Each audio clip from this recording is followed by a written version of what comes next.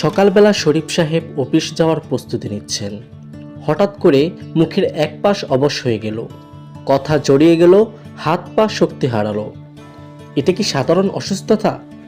না, এটা হতে পারে স্ট্রোক, একটি নীরব ঘাতক। স্ট্রোক তখনই হয় যখন মস্তিষ্কে রক্ত চলাচল বন্ধ হয়ে যায় অথবা রক্তপাত হয়। স্ট্রোক দুই ধরনের, ইসচেমিক স্ট্রোক, হেমোরাগিক স্ট্রোক। এই দুই ক্ষেত্রেই মস্তিষ্কের কোষগুলো 4-5 মিনিটেই মারা যেতে শুরু করে, তাই সময়ের প্রতিটি সেকেন্ড মূল্যবান।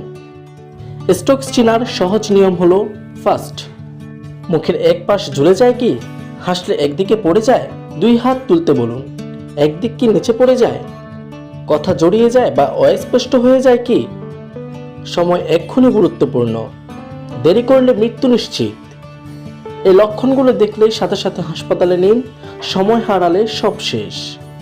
অনেক সময় স্ট্রোকের লক্ষণগুলো সাধারণ মনে হয়, হঠাৎ মাথা ব্যথা, চোখে ঝাপসা, দৃষ্টিতে সমস্যা, হঠাৎ ক্লান্তি বা ভারী লাগা।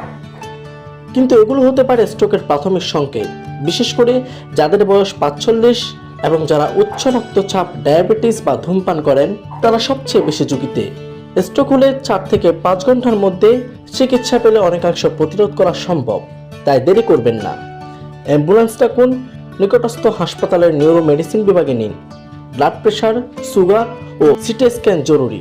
সময় মতো থ্রম্বোলাইসিস দিলে প্রাণ বাঁচানো সম্ভব। আপনার সচেতনতা হয়তো একজনের জীবন বাঁচাতে পারে। মনে রাখুন, স্ট্রোক বুঝতে পারলেই আমরা যুদ্ধে জিততে পারি। সময় নষ্ট নয়, অ্যাক্ট ফাস্ট।